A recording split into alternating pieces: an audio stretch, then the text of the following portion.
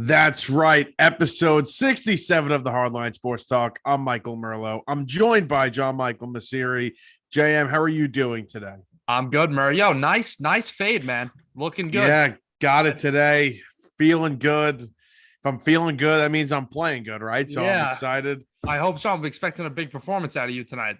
Yeah, even though allergies getting to me a little bit, a little exhausted, but we're fine. We're all good, ready to Little go. little long on the top than what Yeah, it's what everybody's saying. I'm I don't used know. to. He did. What's funny is that I go to the barber and I'm like, I want a haircut. It's like, yeah, he cuts the side, but he doesn't take enough off the top. Right. But it looks good. He did a good job, I gotta say. It does look good. I think if you wanted, you could pull it back with some gel in case you have like a nice wedding to go to or something like that. The Make it look last time nice. I've never put gel in my hair. So last time I put gel in my hair, I started like just putting it like on the top here. And then Right. all of a sudden I had like a sticky patch in the middle of my head because it did nothing and I couldn't get it out. Well, you just don't know how to apply gel to your head because you're a moron. That's exactly right. And Right. also, when he leaves more on the top, you're supposed to brush it, and I don't brush my hair. Right. Okay. Yeah, so that's You just don't know what the hell's going on, basically. I just want my hair to be like if the barber is not cutting my hair, I don't have to touch it. If I have to touch it, he did a bad job. Okay. That's my thing. Fair so, point. All right. Yeah. but it looks nice. It looks nice. So that's a little hairstyle talk there. I know my way around a buzzer and some A pair of scissors. clippers. Yeah. Yeah, exactly. All right, let's start with the NBA here. Game 6 coming up Thursday night. You know, it feels like it's been an eternity since the last game, but that's what the NBA does to you. Whatever. I don't know if it's the NBA or ESPN, or ABC. I can't tell. I think it's the NBA, though.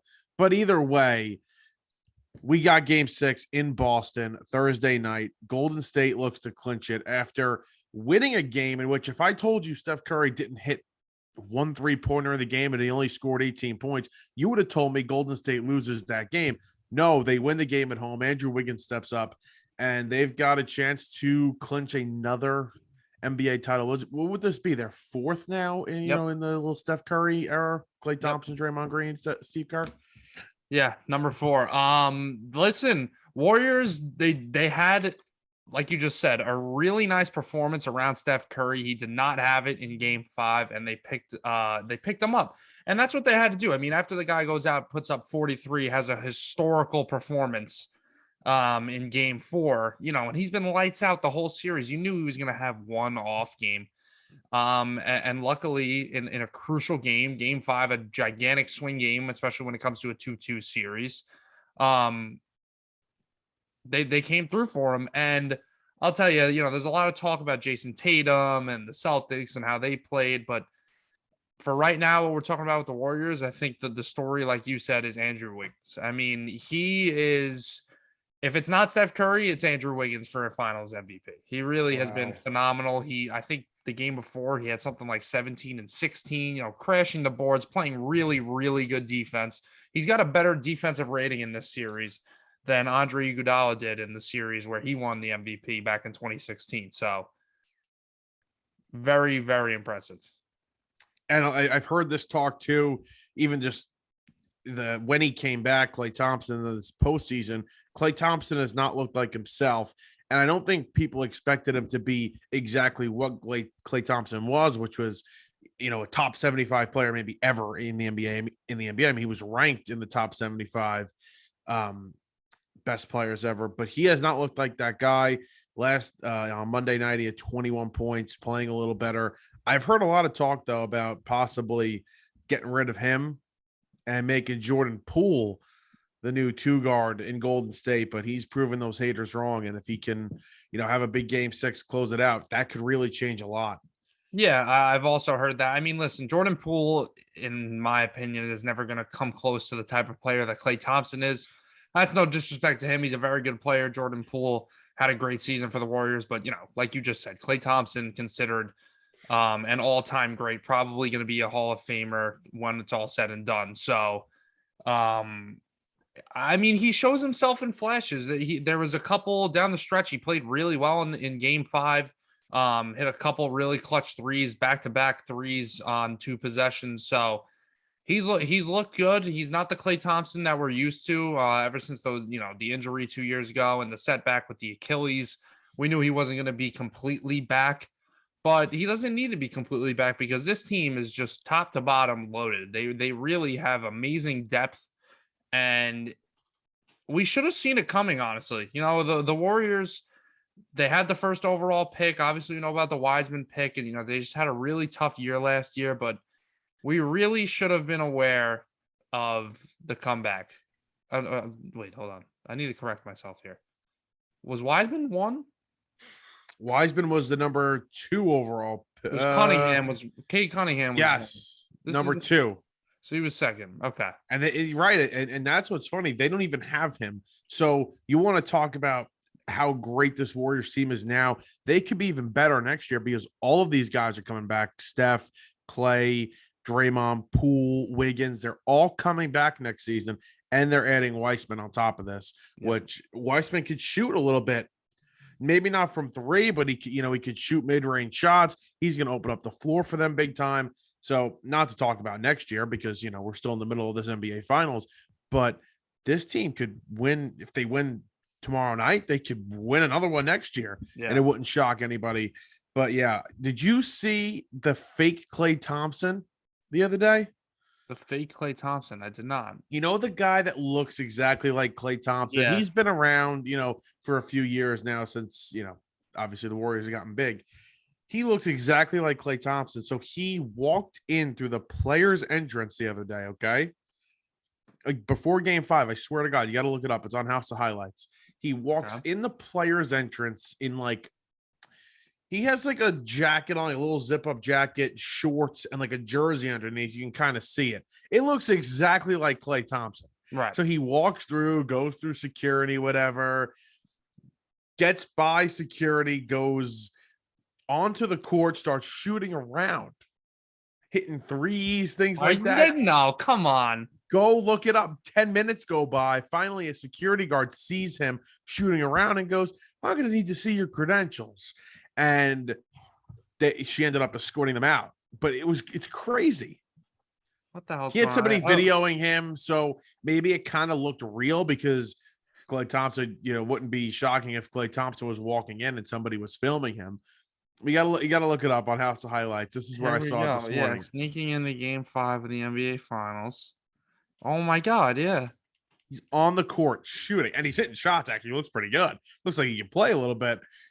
He's a little bigger, chubbier than Klay Thompson is, but I mean, looks almost exactly like him. It's hysterical. Do you guys have NBA credentials or anything? No, they just let us in. Yeah. He's literally it's smart to keep the hood up.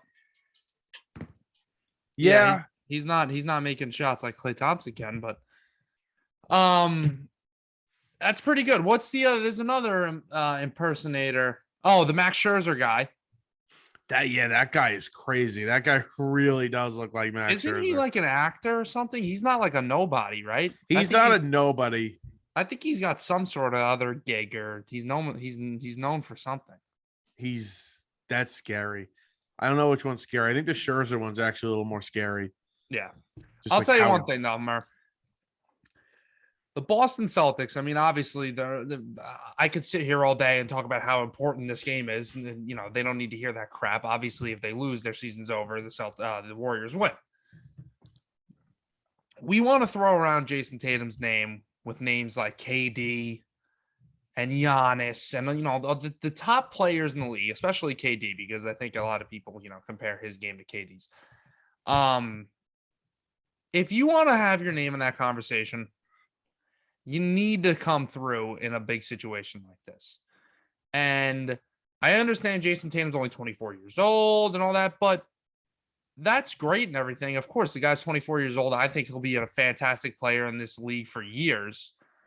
But if you want to throw his name in the ring at 24 years old, I'm not going to treat him like a 24-year-old. I'm going to treat him like a superstar or a top 5 player in the league that some people are trying to call him right now. So, averaging less than 4 points per game in the fourth quarter in the finals is not going to get it done. I'm sorry. Airballing twice in game 5, that's not going to get it done. He's a star. And a lot of people, rightfully so, after the end of this season and the beginning of this postseason, wanted to put super in front of star, and rightfully so with the way he was playing. But he had to come up big, and he hasn't come up big. Even in the Eastern Conference Finals, he didn't have a good series there, and he played well a little bit, stat line wise in Game 5, but again, he has not stepped up and been that guy for his team. So you're 100% correct. If he doesn't step it up and have a couple of big games here, and he could change the narrative. If he goes for 40 the next 2 nights and the Celtics win the championship, we will put him in that superstar category, no doubt about it. He could have a big Game 7 and we're possibly talking about it. Yeah. But right now, no, you are right.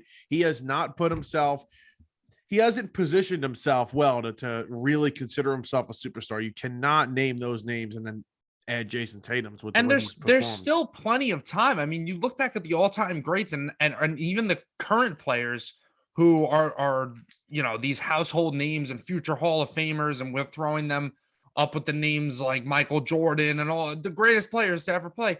They didn't win their first championships or become these fantastic players right off the bat. I mean, how long did it take LeBron? How long did it take Steph? KD? It took a while. Giannis is the only guy I could think of winning it with, at a pretty young age. I mean, Kobe, even when did Kobe Kobe didn't win without Shaq, right? No. Kobe didn't win without Shaq in the beginning. Obviously, he won after Shaq left, but not until Shaq got there. So it's okay for them to not win, for him to not win right now if they lose this series, and for him not to light up the finals, because he'll be a superstar eventually. But we can't already give the title of superstar, top 5 player in the league, top 7 player in the league, whatever you want to call him, and he can't come through in big moments like this. I mean, 22 a game, 34% from the field. Not good enough. With 45% 3-point shooting, which is just bizarre. So he's just god-awful from within the 3-point line. But outside of it, he's lights out. And like you said, I think he is going to be a superstar. Even if we could say it after the series, he will be. He's a fantastic player, and he's still so young. But we're just looking at what we got in front of us. Exactly. And I would like to see what his stats were in the Eastern Conference Finals, because he was not good there, and it took 7 games to get through that. His points per game in the fourth quarter has decreased in every playoff series. Yeah. He was great it's funny because he was great against the Bucks. He was unbelievable against the Bucks. They obviously don't win that series without him. Yeah. But he has definitely, his performance has tailed off a little bit. So like we said, Game 6 tomorrow. Do you think Golden State clinches it, or do we go back to Golden State for a Game 7? I think we go back to Golden State for a Game 7, to be honest with you. Golden State clearly has momentum right now. It was a big shift. They could have gone down 3-1. Steph Curry had that great Game 4, and now they won Game 5. So going to Boston up 3-2, the Warriors, you can never afford to lose a game in the NBA Finals necessarily, but obviously they're not done if they lose, and even if they do lose, they go back to their home court. So I think the Celtics have a lot of pressure on them right now, and pressure either crumbles you or it makes diamonds. So we'll see. I think Jason Tatum will finally. I don't think he'll necessarily go out and drop 50. I don't think he's going to go crazy like that. I think the Warriors defend him very well. I think Andrew Wiggins defends him very well, but I think he'll play good enough, and then his teammates, will play good around him for the Celtics to be able to win a close game. Over under, how many times does Draymond, Clay, or Steph cry about the fans in Boston? Did Steph say anything? 2.5. No, he didn't, but they're just throwing his name in there. Just throwing his name in there just in case. Because what the hell? What the hell? Did you see what the Currys are up to? Dell and I blanking on the mom's name. Aisha. No, not Aisha. That's the wife. Aisha's the wife. Dell and Sonia. So obviously they're divorced. If you don't know this, they're divorced. That's Steph Curry's parents. So they're now dating two people that were family friends, but they're also divorced. Right. So Sonia's dating the husband of a friend that's gotten divorced, and Dell's dating that person's wife. Yeah, pretty twisted situation. And Dell brought that woman to one of the games, game 4 or 5, and you see them celebrating together. So yeah, that's pretty interesting. That's a little tea talk right there. Sorry, my computer wants to update at the worst times every Oh, single that would be good. Good thing it didn't. Yeah, I mean, when did they get divorced? That was like a year ago, and Something like that. I Maybe think 2 years ago. Sonia cheated on Dell. No. Yes, and they think with this guy. Oh, Yeah. I mean, a quick turnaround. Yeah, you know what? I could see a quick turnaround like that. Then Dell says, "You know what? I'll do you one better. Give me the ex-wife." Boom. Bang. Done. Literally, bang. Literally. Wow. Mike Green. Mike Green. Literally.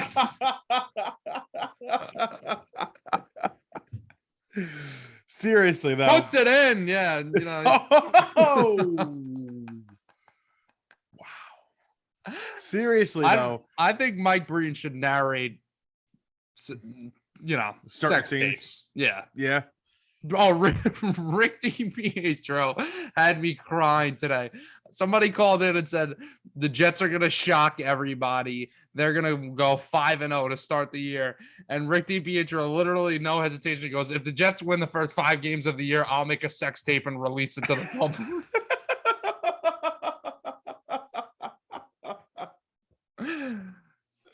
Oh my God. Not to completely go off topic, but you see your boy Makai today? Yeah,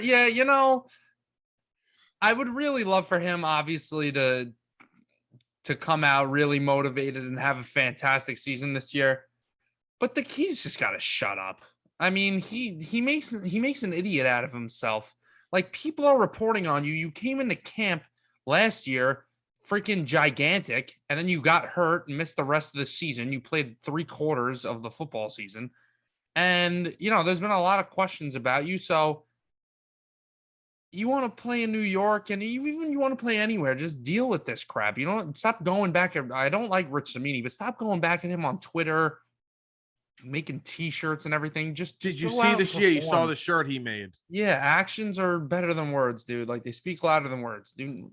Just whatever. The shirt he made and he was wearing it today at his press conference. It was like big bust, and then it wrote fat, overweight, things like that. So, using it to your motivation, I guess, but he did not release how much he weighs. Also, they asked him, he wouldn't say how much it is. He looks ginormous. Yeah. I mean, and I don't say that in a good way. And the Jets won't say how much he weighs. Why though? Because either way, right? He's a very large man. So either way, we're going to be like, oh, wow, that's a lot. Why not? Why are you hiding it? It makes it look even worse. Exactly. Just say if the guy's, he can't be 400 pounds. If he is, then God he's help 400 us all. He's 400 pounds. No, I don't think he's 400 pounds. Yes. If I'm correct, I read while he was rehabbing, he couldn't stop eating. He got up to 400 pounds. I'll look it up, but he got drafted. He was 364. Yeah, that's when he got drafted. I don't know. Bigger now. Here we go. April 13th, 2022. Becton to weigh 364 pounds at the 2020 combine. Got up to at least 400 pounds while rehabbing his knee injury. Yes, that was from Rich Cimini. I remember that. Okay. Oh, man. Cool. I'll take that with a grain of salt just because it's Rich Cimini, but oh my God. He looks it. All right, let's get back to the NBA very quickly before we move over to Major League Baseball.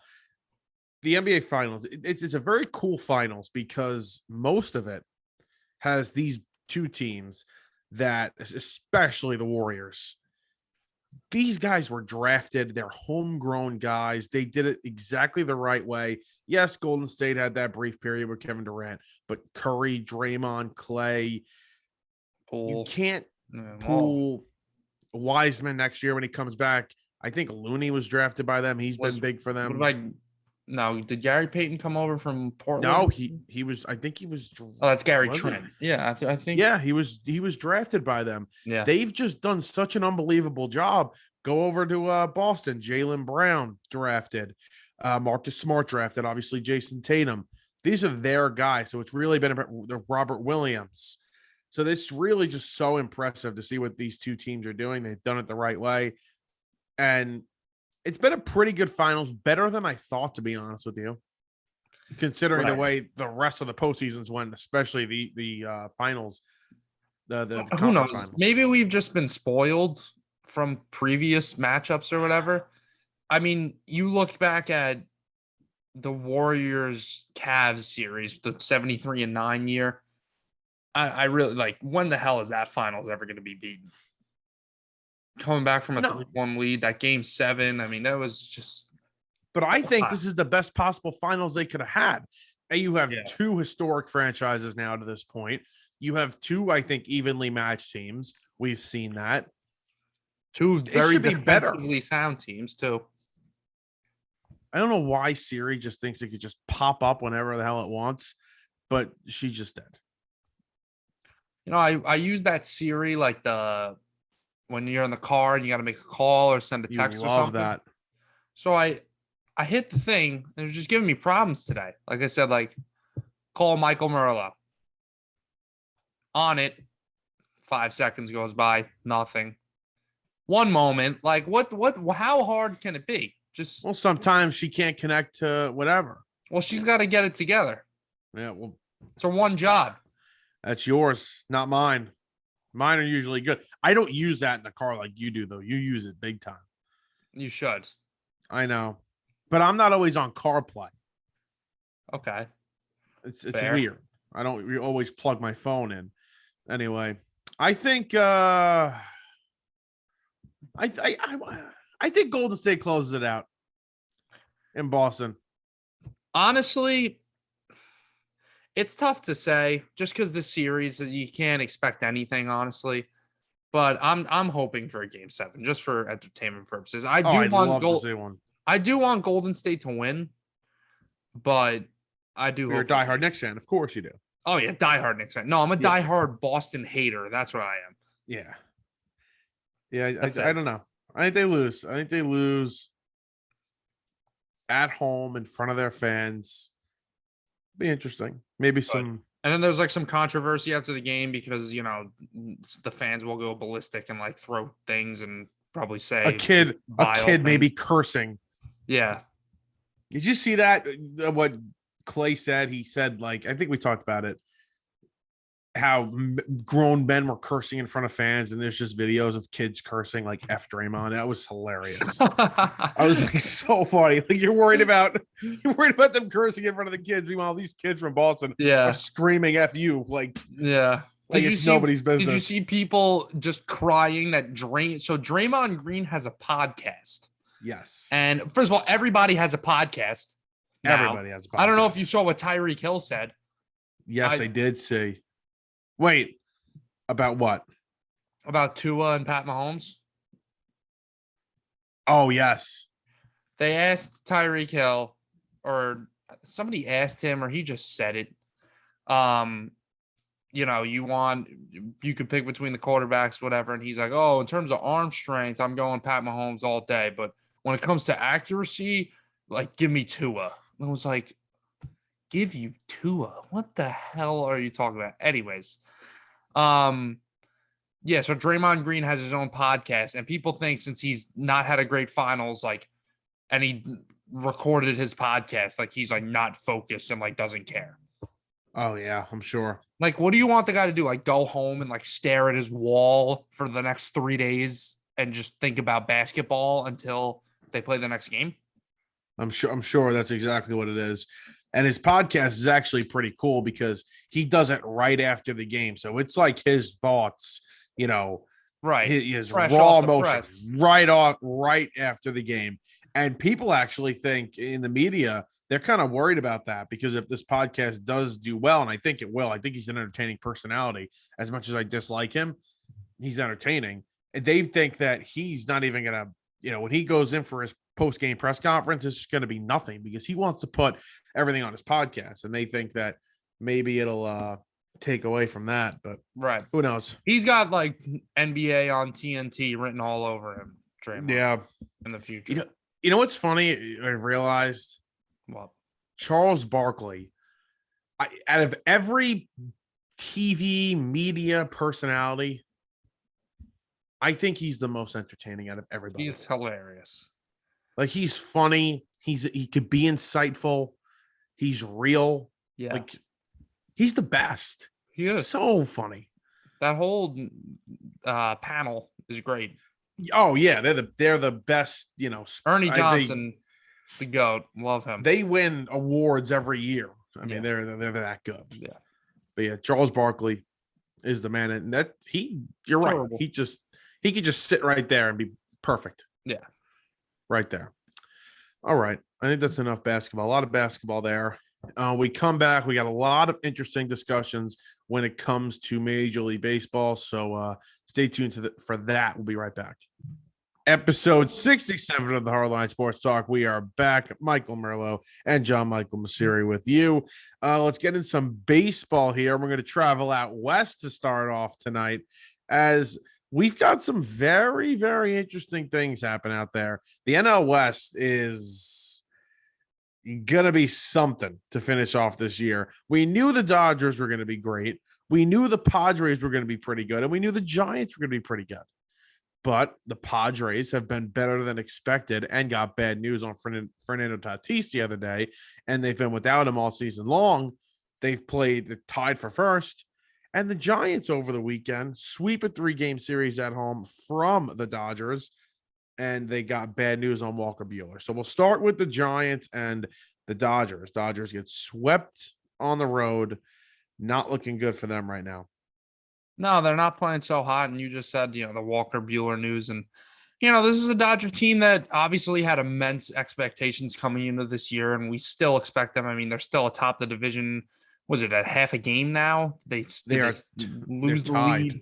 They're tied, right? So yeah, Padres playing really good baseball. Obviously, now they're making this division anybody's right now. But besides the Rockies and the Diamondbacks, they suck. But this Dodgers team had a lot of expectations, and some guys aren't performing to those abilities. They're getting hit by the injury bug a little bit. So anytime you can deal with adversity like that and still stay at the top of the division and be fighting for it, you're in pretty good shape. But I'll tell you, they need offensive production out of some guys in the lineup that they just haven't gotten it from. I mean, even your boy Will Smith, he's not having a Will Smith year. And he's a guy we were expecting to maybe take the title as the best catcher in the league this year. Yasmani Grandal doesn't want that title anymore. Clearly, who's got that title? Yeah, Real Muto, no, Jose Trevino. No. Boom, there you go. Real Muto's having a terrible year. Yeah, no, it's not the year of the catcher. It's Wilson Contreras. Honestly, is the best catcher in the game right now. Alejandro Kirk. He's good, but Jose Trevino clears. Starter in the All-Star game. In the American League, Alejandro Kirk. Back up. What the hell happened to Max Muncy? He's hurt. He can't hit. It's crazy the trajectory of some guys, how guys will slowly tail off and then some guys just fall off a friggin' cliff. That's Max Not Muncy. good. Not good with Max Muncy. 71 OPS plus. And we talked about it last week with Tony La Russa and the intentional walk on the 1-2 count, and Muncy ended up making him pay. Other than that, since he's come back, he's done really nothing. And other guys in this lineup too have not played to what the back of their baseball card says. Freeman's having, a pretty good season, but the power has not been there. I mean, I saw a graphic the other day that Matt Carpenter of the Yankees has more home runs than Freddie Freeman right now in a Dodger uniform. 5 home runs, and he has an 815 OPS. He's having a pretty good season, but again, it's not the Freddie Freeman season you expect. And yes, you should give him, a little leeway his first season with the team. But I didn't think he was going to need this long to adjust. No, and he's a guy who obviously has been an elite hitter in the league for many years now and was expected to make an impact right away. And he, like you said, he's not doing bad, but we're kind of waiting for somebody other than Mookie Betts to come out and play to the back of their baseball card on this team. And Trey Turner's been hitting really, really well lately. But He's definitely picked it up. Even, his numbers are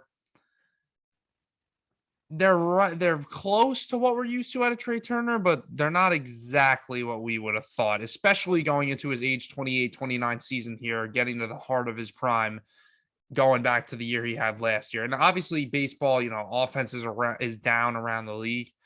But batting 297 right now, 7 homers, 812 OPS, really good numbers for a shortstop. And obviously we know about the speed, 13 stolen bases, and he plays good defense, but gonna need those offensive numbers to get a little bit better. Right. Especially if he wants to get this a gigantic contract this offseason. The bad start to the season, obviously, the numbers are a little lower than you expected, but he has played a lot better, close to 300 right now. Like you said, he's batting 297.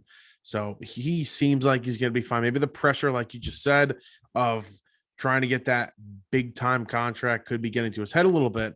But let's move over to the pitching side because, like I just said before, they did lose Walker Buehler, and he's going to be out for an extended period of time. And, I don't think they really got to worry. I mean, they've had such great pitching. Tony Gonsolin has been unbelievable this season. Tyler Anderson, the lefty from Pittsburgh last year, has been great. I mean, very, very good for this team this year. Kershaw's back now. Urias has been good. And they should be getting Andrew Heaney back in a week or so. So they have a ton of pitching depth. They always do. Their bullpen's always solid. I'm sure they'll add to it, though, at the deadline. But I think they're going to be just fine. They will. I mean, they're just loaded top to bottom. They are. They can afford it. But there's definitely competition in the division. We knew it, but I didn't think the Padres were going to be this good. I thought the Padres were going to be, probably where the Giants are right now, 7-8 games over 500, but they're 15 games over 500. They're right there with them, and the injuries are not coming at a great time for the Dodgers. Right. I know I'm going to go off topic here, but remember last week when I was talking about the Chicago Cubs Twitter? Yeah. Wait. No. The Cubs Twitter account. I remember the other day you were. Oh, maybe I didn't. It was off air. We were talking about it. The Cubs tweeted against the Yankees. The Yankee fans think everything is a home run. The Yankees then proceeded to hit 6 home runs and said, "Can you blame them?" Well, it's gotten worse, and this was from a couple days ago against the Padres. We're talking about the Padres. Yes. They tweeted, "We expect to play tonight." Like there was like rain in the forecast. Tornado warning, actually. Yes. And somebody replied, "I expect the Padres to win tonight also." And then the Cubs replied, "I expect your tears to be all over this timeline in a few hours." Oh. The Cubs then proceeded to lose the game 4-1. A lot of confidence coming out of a significantly below 500 ball club on Twitter. Yes. And I don't know what intern or what moron is controlling this account, but people, you're on Twitter. People reply to the final score with these memes and making fun or whatever.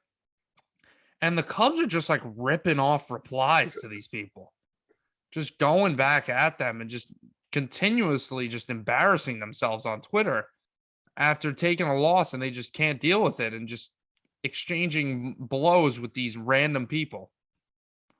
So I think they need to log off of Twitter for a little bit. And whoever is controlling this account, I think they need to be fired. Considering they're such a bad team, yes, I think they should as well. And it's just inappropriate to go back at fans the way they were. And again, being as bad of a team as you are, getting outscored, what was it, 28-5 over the weekend? Yes. Yeah, not great. Not great if you're It's the not like Cubs. Joe Girardi would say. It's not what you want. Not what you want. Mhm. It's not what you want. Uh, Joe Girardi. Oh, AirPod fell out. The Giants, pretty good team. Not the New York Giants, the San Francisco Giants, pretty good Yeah, team. definitely The not the New sweep, York Giants, right? the sweep over the Dodgers this weekend, staying in it. They were like, "Hey, we're still here," Yeah. and they've got one of the 3 nicest uniforms in all baseball. They're like, "We are still here." What was my top 5? The top 5 is easy. If you don't have the top 5, if you don't have the same top Well, 5, then you're just clueless. in no particular order, the top 5 is Dodgers, Yankees, Giants, Cardinals, Red Sox. All right, Right? I would Or say was I it would put Braves or Red Sox, right? Okay. but yeah, I all right, you're good. Mm. It's You're the good. classic jersey. Yeah. The Nobody wants to see Giants. fancy designs. Giants are beautiful. Yeah. Beautiful jersey. The It's like a Giants, cream orange with the blouse. what I'll say about the Giants, the roads are nice. The back of the roads are like, in my opinion, better than the front. I'm not crazy. It's San Francisco. You got to fit that all across the chest. It's a little bit of a tight squeeze with all those letters. Yeah. It's the only thing I'm not crazy about, but they do have very nice jerseys. And something we forget about is what comes with the jersey. The hat makes the jersey. Yes. You got to have a Big hat nice guys. classic hat. Nothing super fancy. What's the worst hat in baseball? The A's? I don't hate the A's hat. Give me a minute to think. The Mariners? The Mariners have a pretty bad everything. Yeah. I had a Mariners hat. I had like every hat. Oh, we left out. I guess the Cubs aren't in that list that we just said, the top 5. I think they're right outside the top 5, though. Okay. But yeah, Rockies I don't can't. have the greatest hat. I'm not a huge fan. I can't. I love all hats, so it's really difficult for me to say, "Oh, this is the worst hat." Right. The Marlins. I think the Marlins. I don't like the new hat. Oh, the Marlins suck. The whole Marlin uniform sucks. Yeah. Anyway, back to baseball. Let's move off of the NL West and let's go to the AL East, where we've currently got 4 playoff teams right now: the Yankees, the Rays, the Blue Jays, and the Red Sox, who just won, I think, their 4th consecutive game, if I'm correct. I think I am. Let's just check myself quick. Yes, their 4th consecutive game against the A's. So before we get into this little discussion about the bullpen, let's talk about the Yankees division rivals, who have played very well. They are still 9 games out, though. Yeah. Well, unfortunately, the team that they're chasing just continues to win baseball games. But yeah, the division's loaded. The Blue Jays are playing the way we thought the Blue Jays were going to play. They're already 12 games over 500. Alek Manoah is possibly the Cy Young winner in the AL right now. I think he is. And Vlad hit a bomb tonight. I don't know if you saw that. Vlad already hit a nuke tonight. Vlad's getting hot. And go little fat man, go Alejandro Kirk. He could swing the bat. He's been huge for them. Literally. I heard myself echo a little bit. I'm hearing an echo. He's been huge. Oh, that's a fat joke at Alejandro Kirk. Yeah. Sorry, Alejandro. Well, that was just low hanging fruit. It was like an alley oop. The ball was already in the air. I just had to slam it down. Well, he'll be happy when he's starting catching Alek Manoah at the All-Star game this year. That's all. In the first inning of the game. He'll be getting pitching to Jose Trevino, right? He'll be getting the last laugh there. But yeah, Bo Bichette has played better too. Now, again, not what we thought we were going to see. Offense is down, like you said, but he's been better of late. So they're just getting hot at the right time, like they've needed to, and they've put themselves firmly in the number 1 wild card spot in the American League. The Yankees beat up on the Rays today. Again, they've taken the series from them. And listen, Boston's playing well. Let's give them credit. And they win another game. Yeah, I mean, they got a playoff spot, 4 playoff spots in this division. And now to the Yankees, who just won their 6th straight and put themselves 30 games over 500. It's June 15th, by the way. They are on pace to win over 120 games. An insane start for the Yankees. I think it was their 5th best start coming into this week of all time. So, which is crazy because if it was any other team, it'd probably be like the best start of all time. But they just had guys on hot dogs and beer in 1920 hitting yeah, nukes. there was one at 98 was a very impressive start. That was their last like great start, which was better than this one. Right. But still, an insane start. And they have a familiar face coming back. And I kind of wanted to get into this discussion because we see it all around baseball. So Aroldis Chapman is coming back. I don't know exactly when. He's like relatively soon. Yes. If Boone is talking about him. And he kind of hinted at, Clay Holmes was kind of going to go back to that role of coming in when it's the highest leverage situation. And we see this is kind of an analytical move where you bring your best reliever in when you're facing, in the most important spot in the game. If you have your relief pitcher in it, and I've seen the Mets do this a couple of times now with Diaz. They bring Diaz in early. But what do you think of this? I think that the Yankees are crazy to have Aroldis Chapman come back and have him permanently closing games. I mean, I don't. Clay Holmes is right now having a historic season. I think his ERA after tonight is either 0.3 or below 0.3, which is insane. He's got an 82% ground ball rate. He's throwing 100-mile-an-hour sinkers that are breaking 20 inches. Like, the guy is untouchable. And, this isn't a team that is, middle of the road and they could just have a closer and throw him out there and hopefully he's good. Like this is a team that's supposed to win the World Series. You need to have a dynamite closer. And, the Yankees have the closest thing to Mariano Rivera. I know, that's a crazy comparison, but the way he's pitching so far this year, they have the closest thing to Mariano Rivera that they've seen in a while. So it's really important for them to be able to close games out. And I think having Chapman come back and just be like, hey, you got the closer role again, Clay, let's just use you in these high leverage situations, which I don't think is a bad thing to use in a high, Clay Holmes in a high leverage situation. But if it comes down to the Yankees are up by 2 runs in the 9th and they have their choice between Clay Holmes and Aroldis Chapman for some reason, they both haven't been used or they're planning ahead which one are they going to use in which inning? Clay Holmes is the 9th inning guy. Yeah. I don't really see any reason why they should make a change.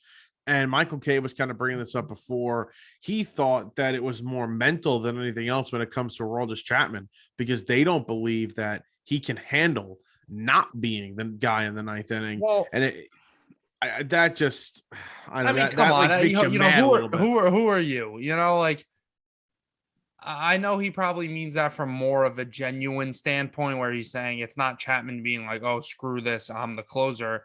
It's more of a he's so used to being the closer, a change like that would be a shock to him or whatever. But listen, Aroldis Chapman isn't what he was in the beginning of his career with the Yankees or with his, career with the Reds, where he's pumping out 102, 103 consistently every night. We've seen his fastball get down all the way to 94 miles an hour this year. So, he's still got great stuff. He's got that splitter that's just literally untouchable, but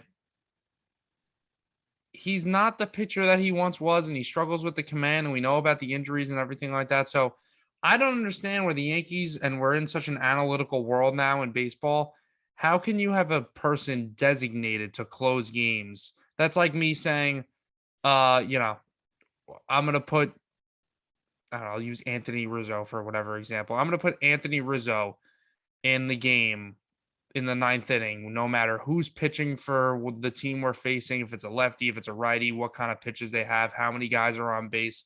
I'm going to put Anthony Rizzo in there. But we know if there's a pitcher in there that Anthony Rizzo can't really hit, or a lefty, he's a lefty, he can't hit as well against lefties, you're not going to put him in there. So why does it apply that way for hitters? But for pitchers, it's, I don't care what situation it is, who's at the plate, what team we're playing. If we're up in the 9th and it's a safe situation, I'm putting Aroldis Chapman.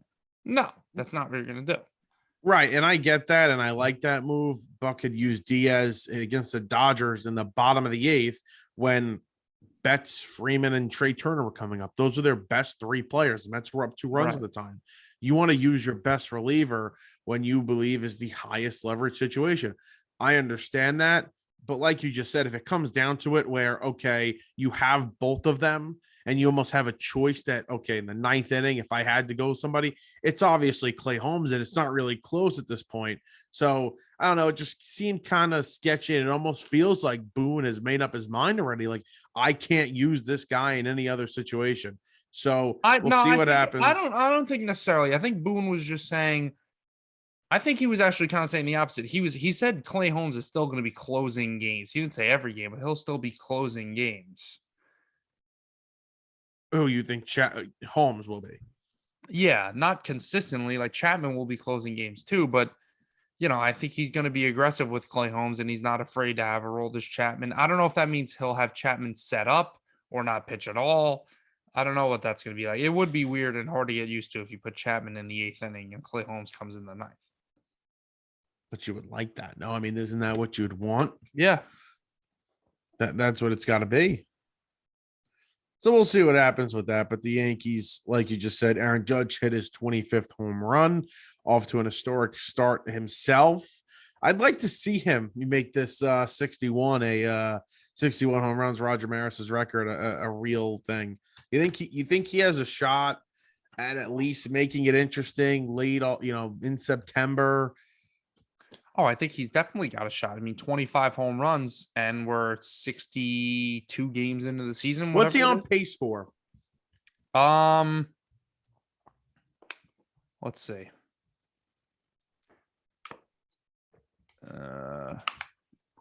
How many games into the season are we right now? The Yankees are 66.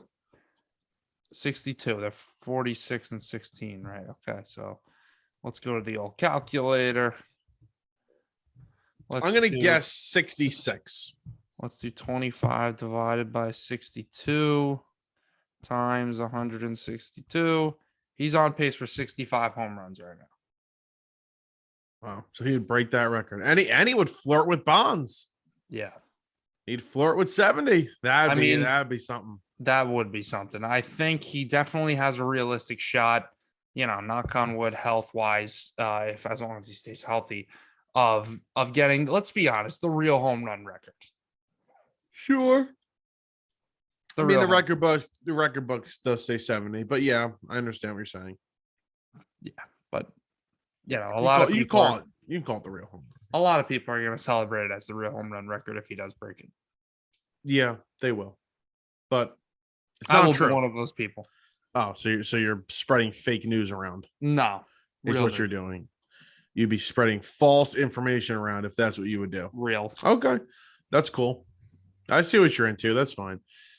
So yeah, all right. Let's move on quickly to the Atlanta Braves, who have won 14 games in a row now, beating the Nationals tonight. They are 4 games out of the division, and they're 10 games over 500. Objects in the mirror are closer than they appear. I'm going to read you something, and then you tell me if I'm crazy to say no. Shoot. So when Max Scherzer went down from blanking on the date in May, whenever it was, right? The Mets were 5.5 games up. So now the Braves are now 4. So essentially, since that date, the Braves are on a 14-game winning streak, and they made up a game and a half in the division. Since that day. Game and a half? That's it? They were 5.5 out the day Scherzer went down.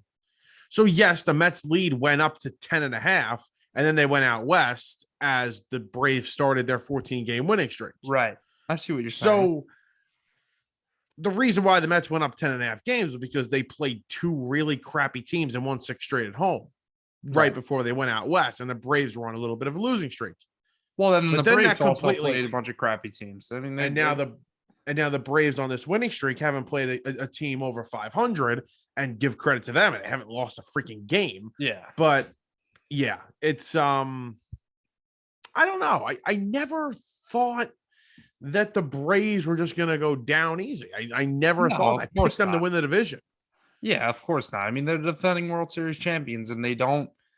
They lost Freeman, but they got Matt Olson, who's as good, if not a better first baseman, and they have a young, good starting pitching rotation. Acuna's back now, which I think has a big deal to do with this winning streak. Unfortunately, Albie's got hurt, so that'll really hinder them. But they're a good team, man, and They're very good. their pitching's really coming together. They have this Spencer. Give me his last name. Stritter. Rookie of the year, possibly in the NL. Him or Mackenzie Gore seem to be the leading candidates right now. He's nasty. Charlie Morton's not having a great year. No, but Max 5, 6, Fried, 7. both of our Cy Young pick, actually, Yep. is having a really nice year. So I got money on him to win the Cy Young. But yeah, they're very good. They got a good bullpen. They're missing a couple of guys right now. And there's this blog on Twitter. They're called Sports Talk ATL. And they were talking crap about the Mets. And one guy he writes for them. He goes, I don't know how the Mets win games. Talking about like how they don't hit the ball hard and their peripherals are bad. Meanwhile, they're number one in runs, number one in batting average, number one in on base percentage, whatever. And just, first of all, I can't stand that. That's number one, because they are the number one of the best offenses in baseball. I think they're second in runs a game in the NL right now. But either way, he was comparing Kirby Yates, Eddie Rosario, and Mike Soroka to the injuries that the Mets have to DeGrom and Scherzer. What? I swear to God. And I was like, that's when I clicked off of it. Is Kirby I don't want to read always more. on the IL?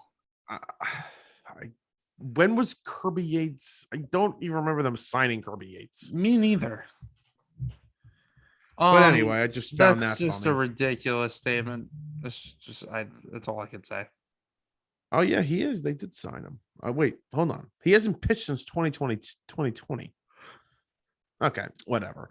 But yeah, so I never thought the Braves were just going to die out like that. They're back. And I was telling you before when we were taking a break, 15 games between these two teams. That's where the division is going to be won, right there.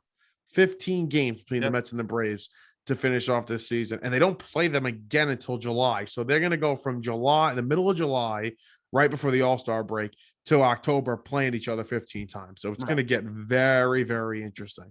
Mm-hmm. And the teams are going to get healthier, hopefully, and it should make for fun baseball. Phillies had a really nice win tonight. Or today. Yeah. Garrett Stubbs, who, by the way, this should not sound like a crazy statement, should be their starting catcher. Yeah. I'm not lying to you. Yeah. He's really been that awful. You got to go take a look at these numbers. And Garrett Stubbs, 968 OPS. Honestly, a 676 OPS isn't the worst thing in the world for a catcher these days, but yeah, Real Muto, not good. Yeah. Paid him all that money too. I wanted him on my team, but I don't know. We still paid a lot for a bad catcher. Either way, the Phillies under Rob Thompson have looked a lot better. They're still like 8 games out. Yep. So they'll make it interesting. But you know what? You watch a game, like on Tuesday night, and they were down. They came back. They had this great comeback, and they're up 9-8 going to the top of the ninth, and they gave up 3 runs because their defense can't get their head out of their asses, and their bullpen's terrible. So it's like, yeah, okay, the offense has picked it up, and they're playing better under Rob Thompson, but I can't trust this team. No, not at all. Nobody can. You can't trust them. So that's where we're at in the NL East at this point. The Mets do expect Jacob deGrom back in early July, and Scherzer, who's ahead of schedule, could be back by the end of June. But according to Ken Rosenthal, the Mets are going to take it slower than they thought with him. So maybe early July, because he was like 2 or 3 weeks ahead of schedule. But there's no need to rush an injury like that, considering they still do have the best record in the National League. Yeah, exactly. They just, the Mets really, they're halfway there. They need to get through June. Everybody likes to be pessimistic and say, oh, wait till the Mets collapse in June. And They look pretty good right now. I mean, obviously, we're talking about the Braves right now, knocking on the door, and they cut it to 4 games now. But the Mets are 41-23, best record in the NL.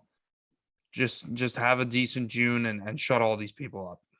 Yeah, it's been a tough June. They've gotten through the toughest stretch, I think. And after Thursday's game against the Brewers, they play the Marlins and the Astros the rest of the month. Yeah. So 4 games against the Astros, right? 2-2. 2-2, and then they play a 4-game set and a 3-game set versus the Marlins. So 19. The Mets have not played the Marlins yet, so they got 19 games left against the Marlins. You gotta, win 12, really, 13. Yeah, that's bizarre. In mid-June, they haven't played the Marlins yet. haven't played the Marlins yet. So 19 games left against the Marlins. Murray, you're gonna see a lot of Sandy Alcantara. I know, not happy about that. The one thing that is okay about playing this team is they struggle offensively. Their starting pitching is unbelievable, but they struggle offensively at times. They're inconsistent, and their bullpen is atrocious. Yeah. So you got to win 12 to 13 of these games. Mm-hmm. The rest of the way, if you're gonna lock up the division, then they're almost like you playing a lesser team. You got 19 games against them. Come on, you got to take care of those. You got to take care of those teams. Give me 12-7. That not enough though. Is that enough? No, I'll take that. 12-7.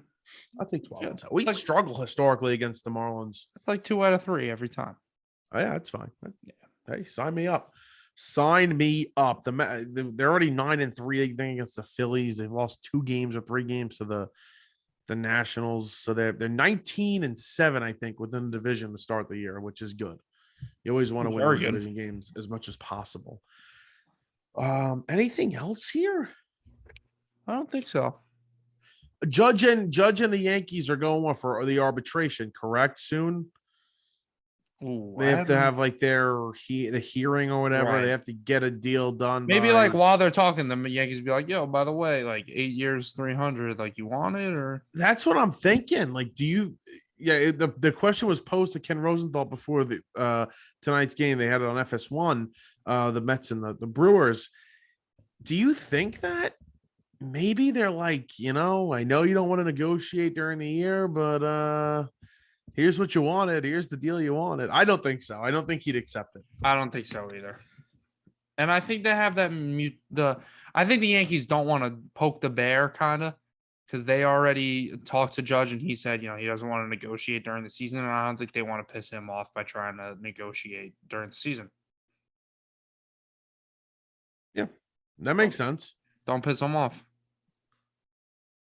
That makes sense. Yeah.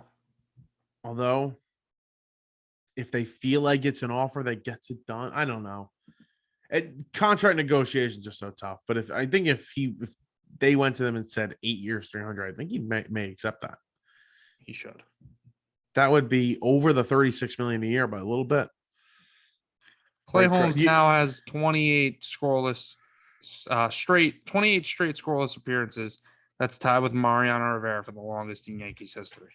Is that all this? That's all this season? Yes. Or does that date back to all this season? Yep. It's funny. Speaking of Mariano Rivera, Buck Showalter said that Corbin Burns' cutter looks. He said it is Mariano Rivera just as a starting pitcher. That's what he said about his cutter. Wow, that is some high praise. A little bit. You see you excited for the Jeter documentary? I am excited for the Jeter documentary. I haven't gotten. When's it coming out on ESPN, Netflix? What are they doing? ESPN. I'm very excited for that. Actually, I'm gonna have to tune in a little bit. A-Rod documentary next. Nah, just kidding. I really can't stand him now. He's the worst. I know he's really not my favorite person anymore. But they should make an A-Rod documentary because he's the GOAT. Have a lot of content. It would. If they can make a 15-part series on just A-Rod, and every episode be entertaining. Mm-hmm. All right, that's gonna do it. We will talk to you guys next week. Maybe we'll have a champion in the NBA. Yeah, maybe even the NHL. Who knows? Is there a possibility we see a sweep? By the time we record? No. It depends what playing time. the game. It depends. They're playing the game Sunday. Yeah. If we record later on in the week, but But probably the not. Avs did win game one. Avs won game one in overtime tonight. So This will be a good series. yeah, we'll see. I hope so. All right, we'll talk to you guys next time.